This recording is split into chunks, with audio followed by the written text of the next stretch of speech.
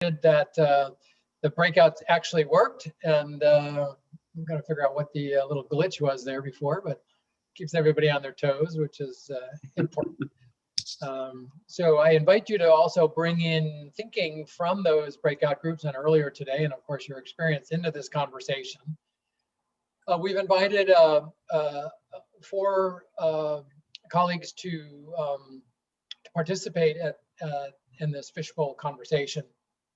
And the way we want to do this is open it up, so I'll introduce folks and then we'll have a few questions and open it up for participation of people who are who want to comment and participate on this. So it's not meant to be only a just a presentation here.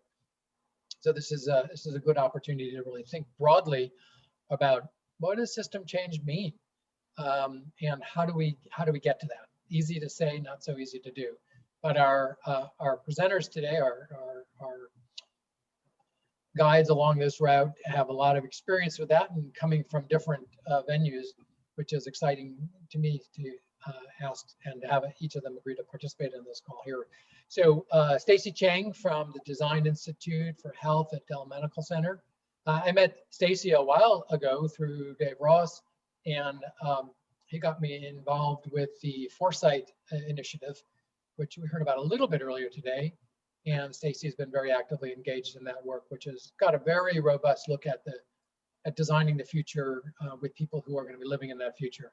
And it was a real privilege and enlightening to sort of have a parallel process of doing our national action agenda and also participating in a series of conversations along the way the last couple of months as well. So welcome, Stacy.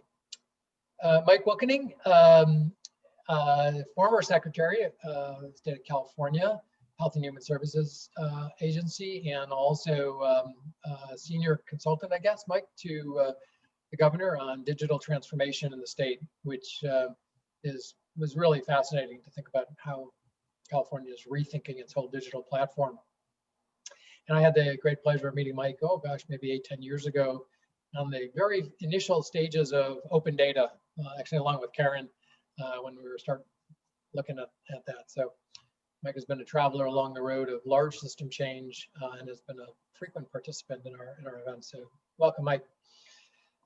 Chris Tappan, welcome to you. We are excited to hear about the work that you're obviously now not in New Hampshire, but having helped run New Hampshire on a very innovative, integrated approach to systems and system change. Has always been insightful, and the learning has been really interesting and I think applicable as we've gone over the last number of months, the materials you've been able to bring to the table. And BJ Walker from In the Public Way. Many of you have heard BJ speak before. She's a member of the Stewards of Change Board and has a very distinguished history in public service in both multiple states and in the private sector, thinking about technology, but also has been a guide personally and for our organization as we've been thinking about equity in the nature of these conversations. So thank you all for agreeing to participate in this somewhat open forum here. And I just wanted to, before I put up the first question, I wanted to just remind folks that about the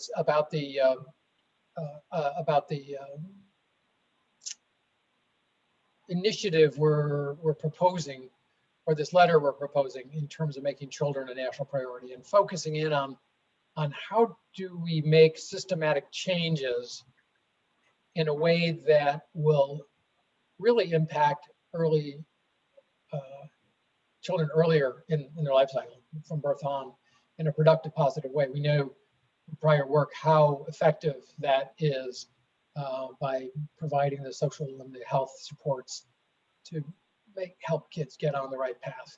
And the returns, the payback is enormous on that. And that's gone in many ways to supporting early care and education, pre-K across the country, demonstrating that's kind of that social return on investment.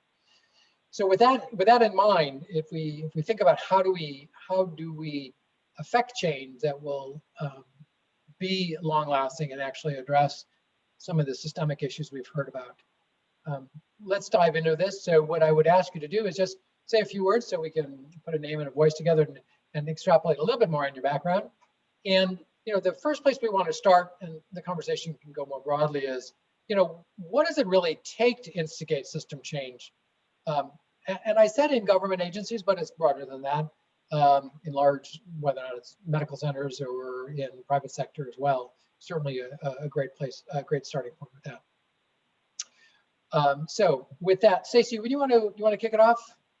Yeah, happy to, and thanks again, Daniel, for inviting me. I have really enjoyed participating and listening in on the conversation so far today. Hopefully, we'll be able to add something to the discourse. As Daniel mentioned, my name is Stacey Chang. I'm the executive director for an institute you probably have never heard of at the University of Texas at Austin. I previously ran the healthcare side of a business for a large design and innovation firm called IDEO, which you've either heard about or never heard about, and it's only going to be one of the two. The work that we do at the Institute covers a lot of ground. We work on everything from large-scale redesign of global vaccine campaigns on behalf of Gates Foundation and the Global Alliance for Vaccines and Immunizations, to the Foresight project that Daniel mentioned, which is trying to help imagine how we and bring to fruition a very different model for health and well-being here in the United States, to a lot of work regionally here in Austin because of some very unique circumstances that allow us to make some very large-scale model changes. Much of the work that we do is in community, moving beyond the 11% contribution that medical access and care has to people's individual health, and trying to integrate on the ground the kind of social services and other interventions that actually make a real change durably in their lives. So I won't go much more into my background. I'm sure some of that will come out in the conversation, but I am a bit of an outlier in this august panel in that I am not a previous government servant. I work on large scale systems that tend to have government entities involved in them. A good example is currently we're trying to remake the nursing home industry here in Central Texas on behalf of both the local government and the state Health and Human Services Agency. And so I know just enough to be annoying about what it takes to provoke government. I'll answer Daniel's question succinctly, and then I think the biggest shift, and we've seen this as proof in work that we've done previously, that the only way to get system change to happen is to change the incentives. Systems respond to the things that keep them viable. And if you change the incentives, and oftentimes that's financial ones, the systems will respond because they want to stay in business. And that manages to align and realign elements of the system in pretty remarkable ways. I'll leave it at that for now and look forward to the discussion. Thanks, Stacey. I want to follow up on that, but I'm going to hold my question for a bit. Let's do a quick round here with Mike. You want to say a word? Sure. And thank you, Daniel, for the invitation. It's great to be with this group today, and glad to see that Zoom's working out well for everyone. So as Daniel said at the beginning, I'm Mike Wilkenane, former Secretary of Health and Human Services for California, and special advisor to Governor Newsom on innovation and digital services. So recently left state government after 25 years, and the last portion of which was spent a lot on these questions, on system change, data integration, digital services. And so, as Daniel said, started out with open data in health and human services, spent time and effort bringing up an innovation office at Health and Human Services, spent a lot of time trying to refocus the agency on a whole person perspective, and not so much on the individual silos of the departments, but rather on who are the people that we're serving and what are their needs. Took that into the governor's office when Newsom became governor of California, and really tried to scale up the initiatives that we've been doing in HHS.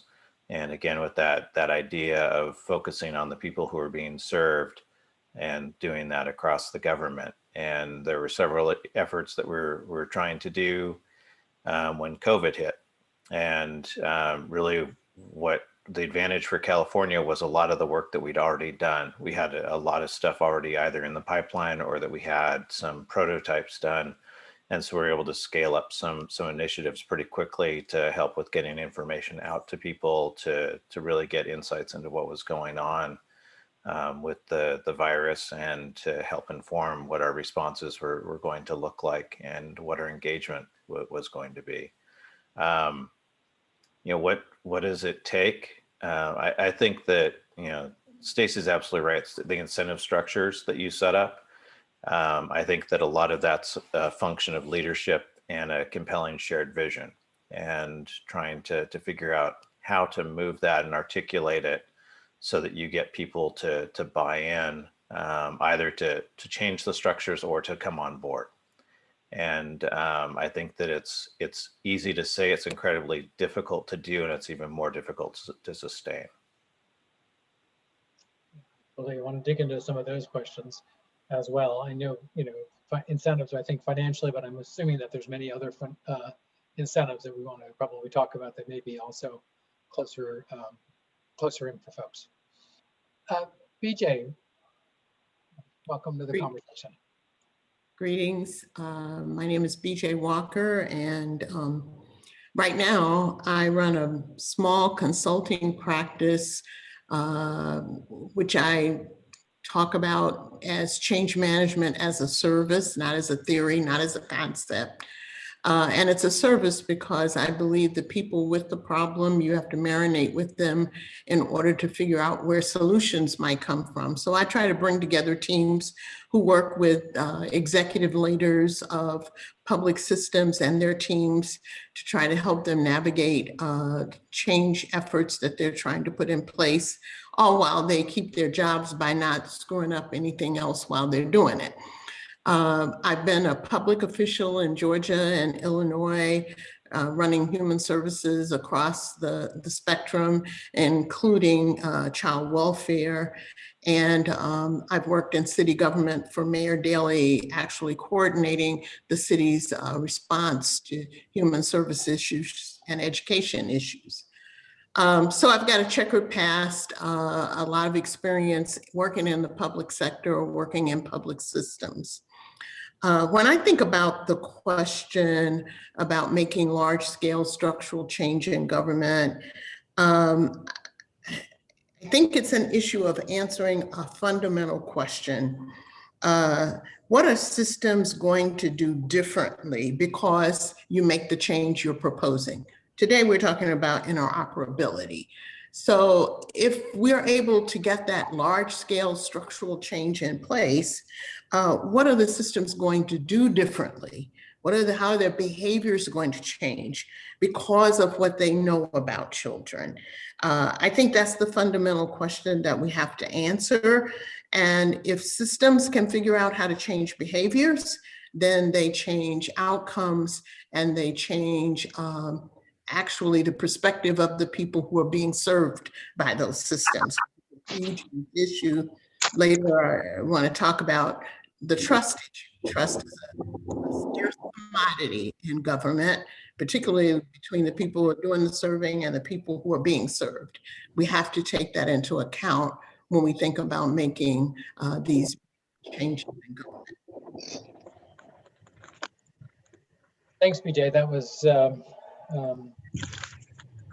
interesting. The trust question is a huge one, especially around data interoperability. We'll come back to that.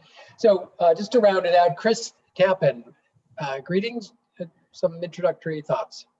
Great. Thanks, Daniel. And thanks to my colleagues here on leading our discussion today. So I have to say, it's really energizing to be here with everybody on a Monday, particularly a Monday after last week.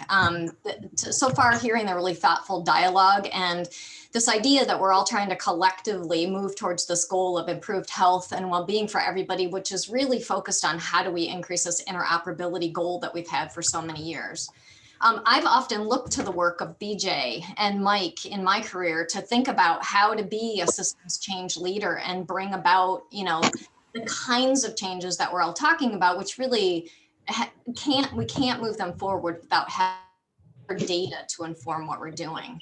I've spent about 25 years across my career working in a variety of settings connected with health and human services. About 10 of those years have been in government, and the rest have been in other sectors, including the social sector, in for-profit sectors, for-profit organizations, educational settings, both higher ed and elementary education. And across all of that, I've wound up for, I think for the better, sometimes it feels for the worse, being a change agent.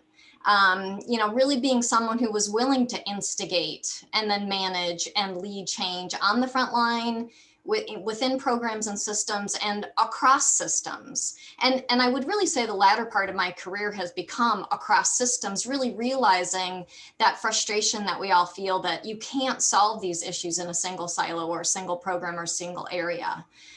Why did I do this, like all of you? Because I believe everybody deserves a real shot at equitable, health and well-being. I'm a social worker by training. I'm trained as a systems thinker. I see the capacity of people and services and systems, and I see them through the complex set of connections and interactions they have every day. I also see them through the social justice lens, and I see them in the communities in which they live. And I say all of this because for me, if we don't think about all of those things, we aren't going to get to the kind of solutions that we know are really going to change the trajectory, particularly for kids. Most recently, I worked in New Hampshire, and I worked for Governor Sununu, and he's an environmental engineer and was trained at MIT. And when I was asked to come on board there as the associate commissioner and oversee a wide array of human service programs, the state was in this really horrible, perfect storm of a decaying mental health system. We had a federal lawsuit, a surging opioid crisis, increasing homelessness, and then of course, the child welfare system, unfortunately, had challenges like it had never seen before. And all of this was alongside a roaring economy where there was only 2.4% unemployment. And so he asked me what was going to be my approach to solving these crises. And, where were we going to go? And I said to him, well, to be honest with you, social workers like engineers. And he was like, kind of jolted, raised an eyebrow at me. And I said, social workers look at systems and they look at data. And we need to look at the systems and the data together, and we need to work upstream and downstream at the same time. And I told him there's not going to be any single easy solution. It's going to take all of that together. And as David said at the beginning of our day earlier today, I said to the governor, look, we've got to look at the causes of the causes. We can't look just at what's right in front of us. We've got to look back. And so the good news is he was willing to really lean in and sponsor what we did, working across multiple silos, busting those silos, frankly, bringing in partners we've never had right at the forefront before, like business and philanthropy deep in the solutions. When we were making some really good progress, and when COVID hit, we saw the fruits and we saw the weaknesses of what we'd done to that point. And so, with thinking about instigating change, now, where the partnerships were strong when COVID hit, we were able to plow on through. And where the partnerships were weak, things collapsed. And particularly like in housing, it took forever to really figure that out. So when I think about instigating change in government, number one, we have to get beyond having crisis be the instigator for change, right? None of us makes good decisions in crisis. And we can't let the narrative be run by the media. It's time for us to get ahead of that and really think about, where can solutions come from? Our workforce in health and human services before COVID was telling us that we had a crisis. They were exhausted, they were frustrated, they were discouraged, and they were tired of bringing solutions forward that we couldn't act upon. And the other thing that we've known is that we've known our data is telling us that a majority of children are not doing better, particularly children of color. They're not better. Why is it that 1/3 of all of our children entering the child welfare system are under the age of 1? Why is this? So going forward, data needs to be the instigator for change. Data that we all look at collectively that tells us about the whole system and the community conditions that children and families are living in. And, I'll wrap with today, the word of the day is unprecedented.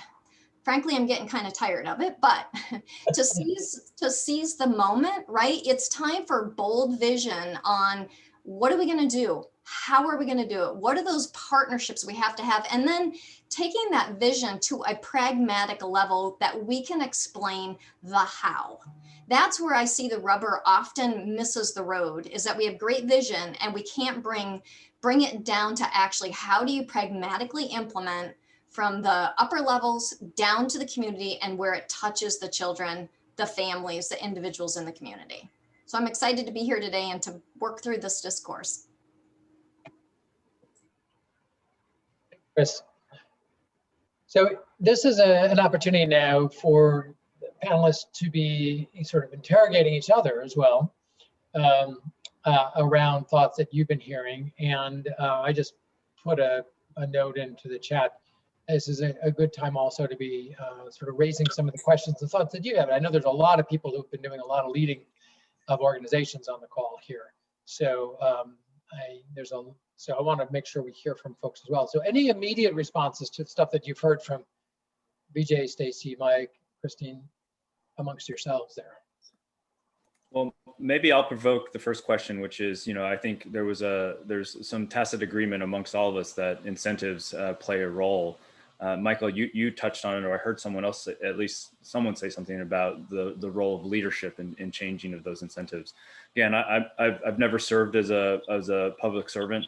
I'm curious, and many of you have served alongside some pretty provocative individuals. What does it take for leadership to make that change? I'll start. I think there are a couple ways that this can happen. Sometimes leadership is just providing the space and providing the environment in which people can take risks and do things differently. So sometimes leading is not necessarily saying what it is that how you're trying to do something. It's giving others that ability and acknowledging it. Sometimes it's you actually know what it is that you want to do, but you may not know how to do it. And so providing the environment again to foster those interactions that are going to lead to the changes that you want to see effectuated. I do think that it's a lot of listening, and it's a lot of being willing to take the bullets. Because anything that's going to be meaningful is not going to be easy. It's not going to go completely smoothly. And I think the role of a leader is to both provide that space, but then when things aren't going well, you're the one that takes the shot. You don't leave it to your team members. Because it just undermines everything that you're trying to do at that point. And that's part of what I've always viewed as one of my roles was to be that buffer and to provide the people around me the ability to move things and to be comfortable bringing me ideas. When we started one of our projects, we had in social services where a particular program we thought was running one way. When we actually started getting the data together, we found that it was very different than what we thought. And one of the people said, well, we aren't going to talk about this with senior leadership of HHS. We can't do this.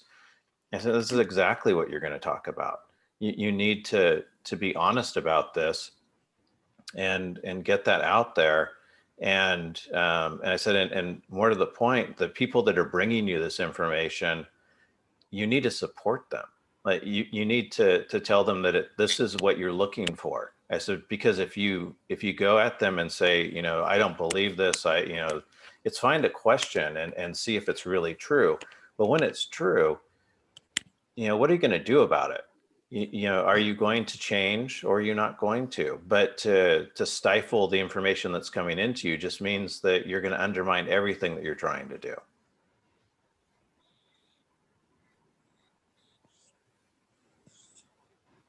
To pick up on where Michael, I think, was marinating there, I think the leadership piece is really critical in creating the space so that people can test and execute on new behaviors. That space has to be safe for them, but it also, you have to put some things in that space. So the leadership has some particular work to do. I know in the work that I've done, whenever I've been trying to make big changes in government systems that I was running, I did a couple of things. One, I think you have to have demonstrations. You have to have actual changed work, things that you allow people to do differently, and in order to convince people that it is possible to do a different task, to do something differently, sometimes even differently than they perceive policy limits them to. But also you have to influence public will with those demos. In other words, you have to convince the public that what you all are trying to do isn't really so unsafe that, you know, you should be, you know, taken off of the earth, removed from your position. A second thing you have to do is you have to be willing to talk the moral imperative. You have to say things to people they can't say no to, that their values, their belief systems won't allow them to say no to.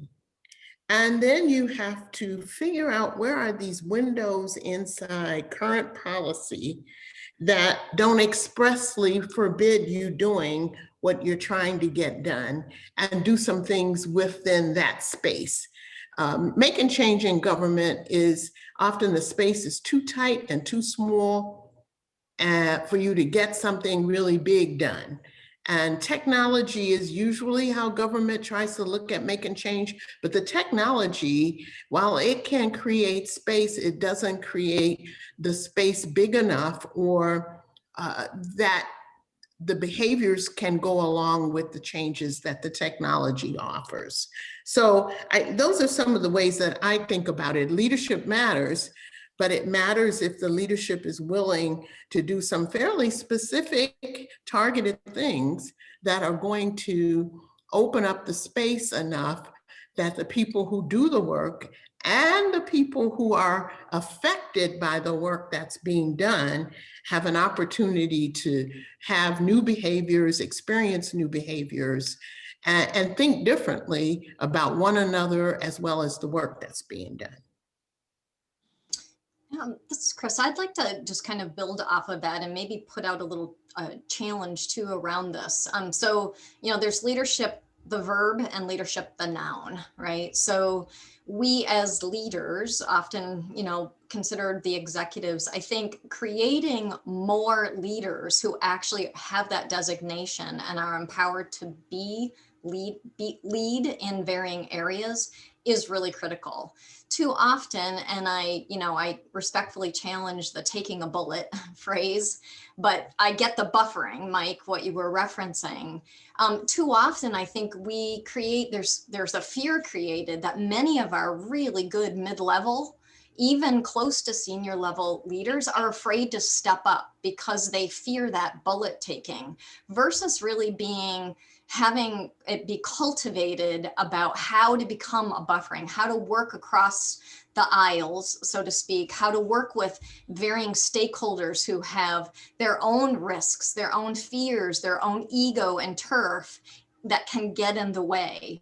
And, you know, one of the things when I came to New Hampshire and I had that conversation with the governor, we set out a series of 5 North Stars. We talked with staff, we engaged stakeholders, including legislators. In New Hampshire, we have 424 legislators. So that was not an easy endeavor, but we set out these 5 North Stars. And one of the North Stars, in fact, I think really what became our most important North Star was actually looking at culture, and not just looking at agency culture or program culture, but actually looking at ecosystem culture.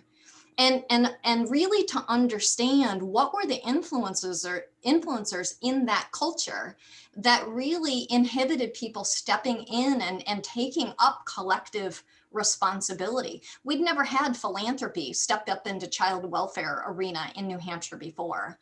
But when we brought the conversation to a determinants of health, child and family well-being, reducing homelessness. We were able to actually engage them, but we had taken that time to understand the culture influences on them. And I think that's part of what leadership has to do, is really do that broader scan of the entirety of the ecosystem, and then help to cultivate leaders across and throughout, and setting North Stars, setting things that are clear, that people can see through the fog and through the storm of whatever might come. It becomes really, really critical in the difficult times.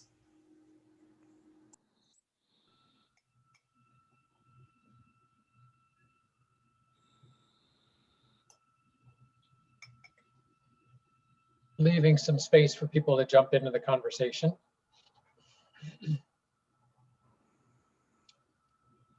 Daniel, I might pick up a thread here. I'm seeing a lot here in the chat around design of systems, and I appreciate the commentary on leadership and the way, I think a couple of my colleagues here have expressed that leadership, sets a direction, creates some space, but it's not necessarily leadership doing the doing, right? Like to actually build the models requires a ground level effort that takes advantage of space being made, maybe uses enabling technology, but actually the ground level work has to happen in a different way. There's some commentary here on value-based care systems, and without going to it in detail, that's actually the reason I moved to Central Texas, because the local county healthcare district here, derives its revenue from property taxes, because the state of Texas doesn't actually have a Medicaid program, and they derive that revenue to serve those who typically are under or uninsured. But they committed themselves uniquely to a value-based care model rather than perpetuating the fee-for-service one. And it's incomplete. The work is not done yet. We're 4 or 5 years into it. But one of the things it does incentivize, though, is the merging of all kinds of services. In one of the affordable housing communities here, we have integrated medical, dental, mental, and social service provision on the campus of the affordable housing complex, which allows for care not just in the clinic, but at the front door and through the front door as well. And when you measure for outcomes and you align, the housing authority, the local FQHC, and the local healthcare district as an insurer, you end up with a potential for shared goals, right? And you can achieve a little bit for each one of those, not perfectly for all of them. Importantly, I think it really requires a level of nimbleness. Somebody was saying, Michael, I think you said the data that showed not what you expected, then you have to change. You have to respond to it. And I think part of the role of leadership is to make space for that nimbleness to actually happen. The people on the ground are more than willing to be nimble. They're trying to solve the problem. They're not trying to perpetuate a model. And I think that's part of the problem I've often seen in the models where we worked, is someone's described a model perfectly from an academic standpoint, and they're just going to pursue that doggedly until it doesn't work. We know that's not how it works on the ground, and it requires permission to actually be nimble and to change. So you can take that same concept and thought process to actually building systems, right? That's right. If you use the notion of, a small infrastructure to support things that have to be done regardless of what you're in, right? So, if you think about, you have organizations, right? And it's pretty easy to define organizational units and things of that nature. What do organizations have? They have personnel, right? So, the ability in your infrastructure to create things like organizations and to tie individuals to those organizations and so on creates a sort of a small state in which you can begin creating other small applications to do particular things. So if you think about case management for example, and you have case management for child welfare, you have case management for adoption, you have case management for foster care, and so on and so forth. Probably if you look at those three things, the biggest difference between each one of those individual things is workflow, right?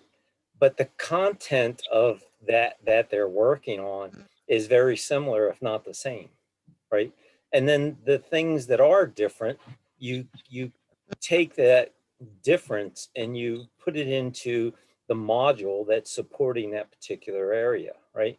So from a systemic perspective, you don't have to build these monolithic monsters that then, you know, become impossible to maintain over time.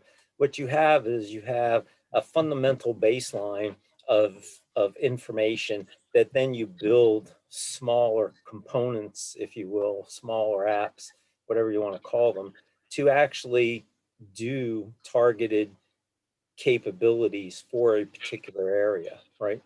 This is the way we know we should be building software in the 21st century instead of just, you know, going like states still do, you know, oh, you know, we want a contract for child welfare system, right?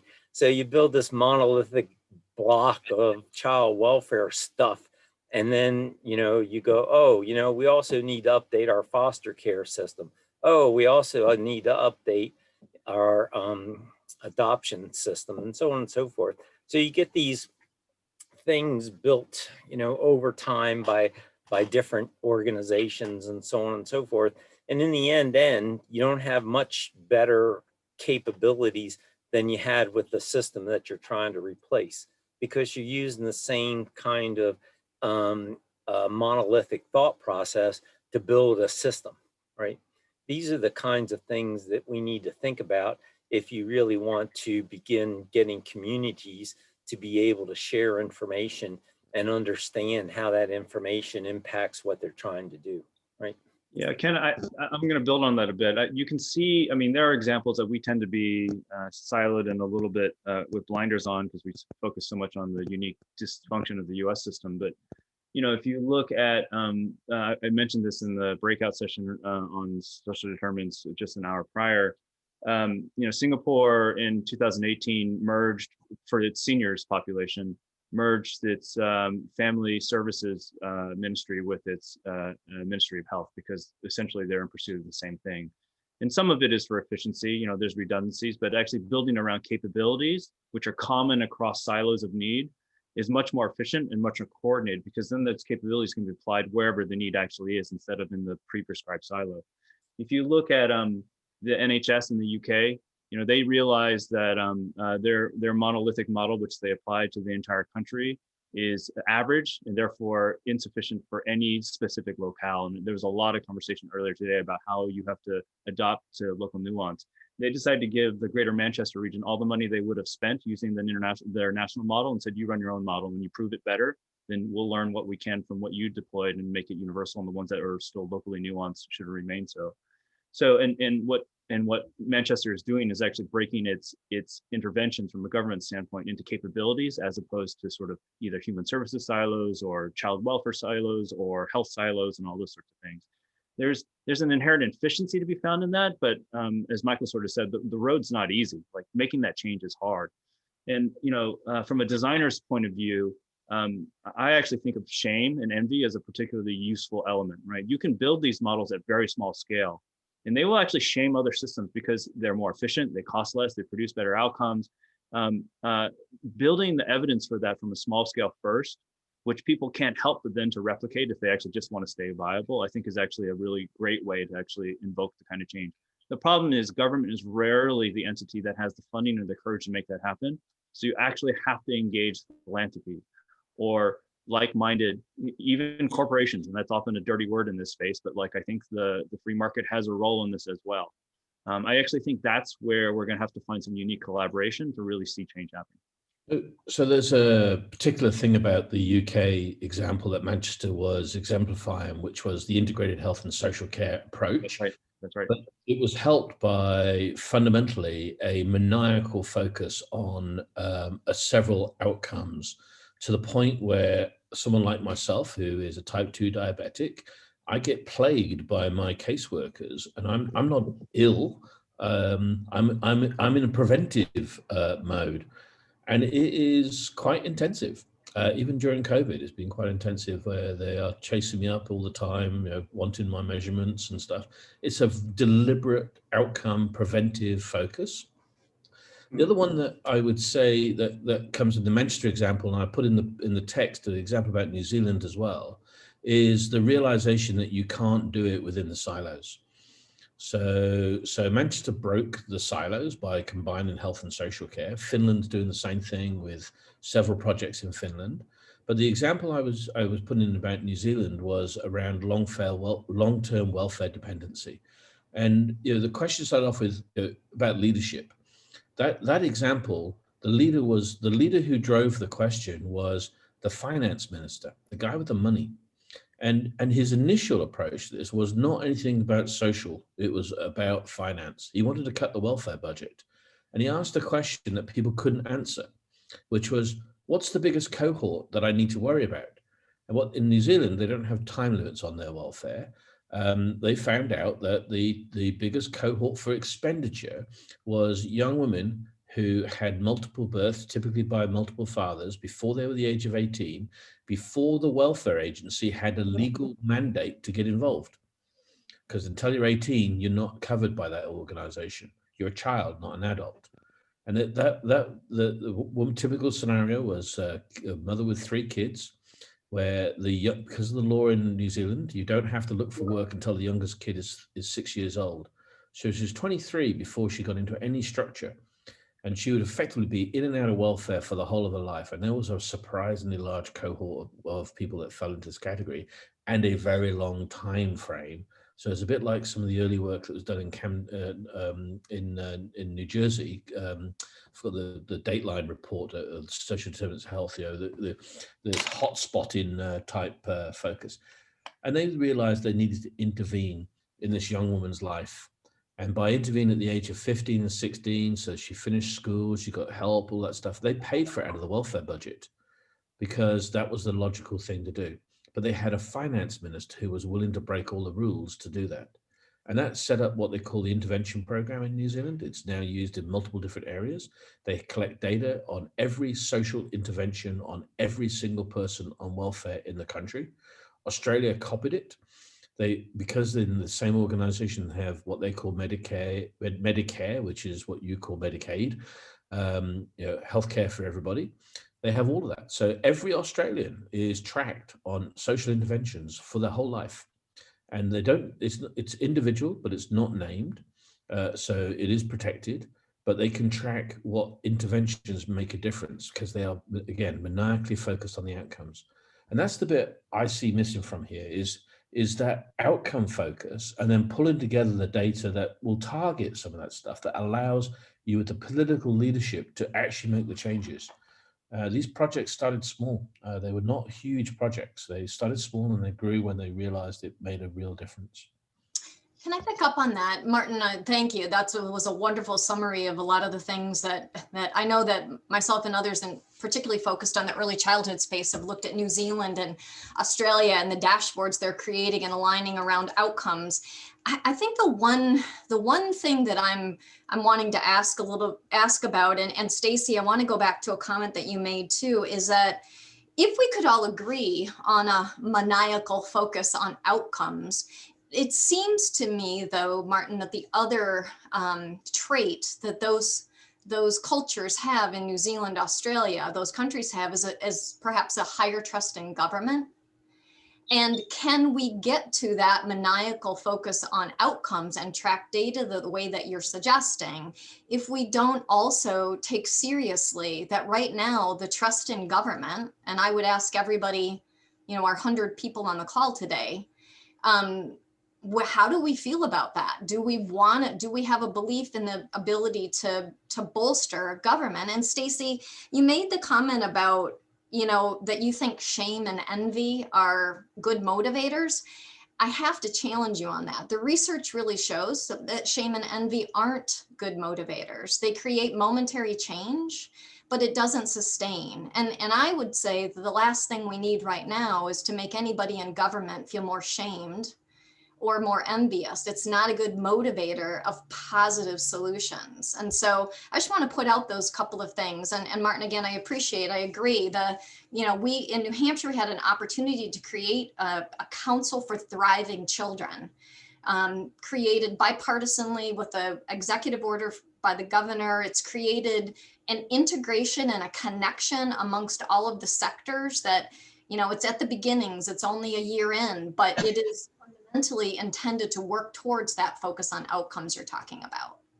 Well, from a government perspective, if you look at Congress, Congress really doesn't want the government to be efficient.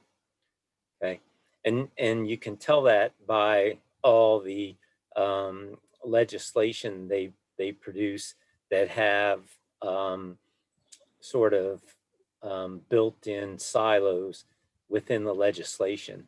So it's very difficult for agencies to do a lot of things interagency simply because the legislature or the legislation doesn't permit them to. So you have to, look at the government from a congressional perspective, because Congress is the one that passes legislation, right? The administration, sometimes may be required to produce regulations associated with how the legislation gets implemented. But, the reality is that it's the Congress that causes malfunction within the government agencies that are trying to implement it.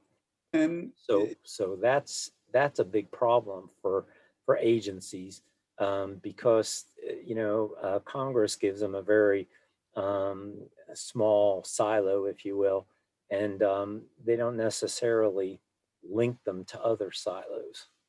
I think one of the things to worry about in terms of outcomes is which outcomes. One of the things we saw in the Camden hotspotting RCT recently is people saying, well, it didn't make a difference. Well, it didn't make a difference on saving money for Medicaid in the short term, but it may well have made a difference in people's lives, but they didn't measure that. The focus of the letter that Daniel, you and David wrote, I think is exactly right, because if we focused on thriving as an outcome, as opposed to saving somebody's budget money, have a holistic goal, have an equity goal, have a shift unless we shift what we're going to pay for, we're not going to even shifting from process to outcome, unless we're shifting the outcome we're paying for to something positive, it's not going to change much. I agree with what was just said by Kenneth about Congress, but I wouldn't focus there, and Christine about government. At the local, I think we need to focus at the local level. We're having a lot of success on collaboration at the local level, where people, with government touches people as to whether they get vaccinated or not, where people know each other to some degree, or it's easier to call a meeting. Trying to break down the silos at the federal level, I think, is really hard. Getting Congress to legislate that money can be used and should be used for collaboration to pay for the middle, to pay for interoperability is a lot easier than trying to pull together the federal government or state government for that matter, because, but anyway, good discussion. And However, Martin, will you move to the US and rerun our government on the Manchester model? I like that a lot. Well, I think there are plenty examples, David, to show that in fact the federal government is very inept at doing projects that try to implement things such as interoperability. And so I agree. I had a lot of hair when I started working on that one. Hey, So, I'd like to build on something that Martin said and is arising in chat as well. I do want to respond to Christine. You're right. Shame and envy are not useful on a personal level, but I think from a model level they are, right? Because when one cohort can say, how can you provide, like a good example I'll give you is, I think most of you are probably familiar with the Southeast Alaska Regional Health Consortium and their success in actually building community-driven outcomes when they're given control of their own system. They're well studied. Part of the challenge I have is that there's a whole field of implementation science that suggests that we don't know how to implement. I think it's actually an issue of incentives. But I think envy in a less sort of antagonistic way can be useful in actually asking how come, if it can be done in one place, we can't learn from that and deploy it in another place. Martin, something that, this sort of maniacal focus on outcomes, I think is really important. And for me, it comes to a conversation around metrics and what it is that you're trying to measure. one of the problems is, if you're going to measure morbidity and mortality in particular, you literally have to wait a lifetime to see if your model's actually working. And I think it's pretty important to establish the kind of surrogate metrics that start to define how success looks early on. And, there's lots of ways to do it, right? In Manchester, there's a whole thing around cancer and engagement of men around cancer, right? And you measure engagement, and it's a very fine surrogate for actually intervention. But merging that with the conversation that's going on here in chat around community, and this has arisen a lot in the course of today, is how do we actually honor the community perspective? Because academics are really good at like coming up with their own metrics and ignoring what actually matters on the ground. We did work locally in a community, and we stood up a lot of social services, and there wasn't a ton of engagement. When we asked them why, they said, well, why? Because we don't feel safe actually leaving our apartment. The metric for engagement is actually safety first and foremost, right? And that was unique to that neighborhood, but probably not just to that neighborhood. And so we have to really begin to understand on the ground what it is that's actually keeping people from accessing the things that we put in front of them. It's not as if the services aren't available. They're in some cases not engaging or not accessing them for reasons that we're blind to. So I think understanding that from a community level requires techniques more akin to sociology and anthropology than they do to policymaking. And I was going to add, I think I said something earlier on about behavioral insights. Yeah, to me, this is a very important part of the equation. Ironically, we're suffering from a lack of it at the moment because of the COVID stuff in the UK. We all have queues and stuff like that. I've got a specialist appointment in one day last week because the I'm not a medical practitioner, but the non-breathing parts of the hospital system are empty. No one's going there. So you want a different type of appointment? There's doctors waiting to help you. So the behavioral stuff is important because at the moment no one's going anywhere near the health system unless they're in dire need in the UK, and then just starting to get onto that with helping people understand that we're worried now, not just about how many people die from COVID, but from because people are not getting preventive treatment or early detection because they're just not going into the medical system. So I think that combination of how do you help the communities from the ground up, combined with the behavioral stuff, is an important part of what you do here. And to go back to the early part of your question, one of the key things about Manchester, it wasn't driven from the top down. It was driven from the bottom up, but government actually supported the change as an experiment. It's a major city. You're talking probably 3.5 million people that are now under this experiment of completely integrated care. Not as far as Finland's going, but still from the ground up. Martin, how has that been received within government? Because we keep hearing, my proposition is it needs to happen at a federal or national level, a state level, and a local level, and that needs to be aligned. Are people at the national level listening and paying attention to it? Has it risen to the point where it's relevant? It's partly about we're in the process of devolving power in different ways. So we're having an experiment of power devolvement. So it is it's not just about health and social care. It's about what level of power should cities or other jurisdictions. Manchester's not the only one. There's a more rural area that's got the same power down in the southwest of England. But what is the right level for these decisions to be made? And the answer quite clearly is not at central government level. Someone was making a comment about failed projects. We've had quite a few of our own failed projects at national level. So the integration element is pretty well agreed to at all levels of government. The question is just what is the best way to set it up and the best way to do it, and that's why we're experimenting. Well, we only got to the first question. There's several more questions in this session, so I've withheld them. There'll be an after class wrap session for people who want to keep going in this area. Not surprising at all. I think the topics covered here are really incredibly far-ranging and pertinent. I'm intrigued by this. I'm in general, but I'm particularly intrigued by the moment in time we're living in. As they've said, never waste a good crisis to make change. Well, we certainly are in the midst of that. And so are we in a place now where we could actually affect some of that change. That was the purpose of the letter to the Biden administration. That's the purpose of, you know, the NAA in some ways, of starting on the ground in places like New Jersey, but also recognizing the participation and involvement from state and federal partners like Ken on the call here, coming to recognize there is that partnership to actually illustrate and carry the message up and down.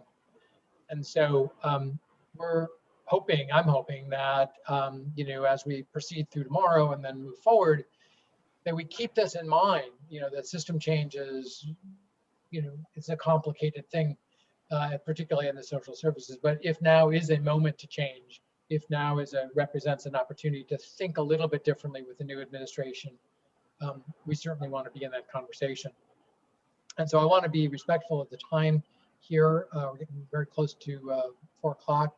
And I know this conversation can go on longer. But what I want to do is just remind folks of tomorrow. We have the same start time. And we'll be diving deeper into, again, some of the topics that I referenced earlier. You'll see them in the program in terms of how do you address things like consent? How do you address and dive deeper a little bit into the international conversation, which we'll be having. And then importantly, what do we know about housing? All of these are giant systems. And so I'm excited about being able to present that and then continue this conversation. In some ways, at the end of the day, we'll be talking more about how do we bring the philanthropic community in, but also more broadly than how do we bring the rest of the communities in so that we can in fact try to make the kind of changes that are really important in order to make those changes there. So I certainly appreciate everybody's time and attention and interest. There's a lot of great comments. We're going to put these into the chat after we download them, not in the chat, but into the system, so the resources are available there. And I want to thank everybody for a wonderful first day. Come back tomorrow with your tennis running shoes on, and we'll pick it up again at the noon hour on the East Coast then tomorrow. I think that's it. You have the same. Oh, just the last note. You have the same call-in information. I know there was a little bit of ambiguity in the messages going out there, but by all means, yes, we are recording all this. We'll be making it available. You'll be able to dial in, of course. And now that we've learned more about Zoom breakouts, we'll get at it a little faster tomorrow and save a couple of minutes when we get into those groups. So with that, thanks everybody for your participation. Have a lovely night, and see you on the morrow, as they say. Have a good evening, everybody.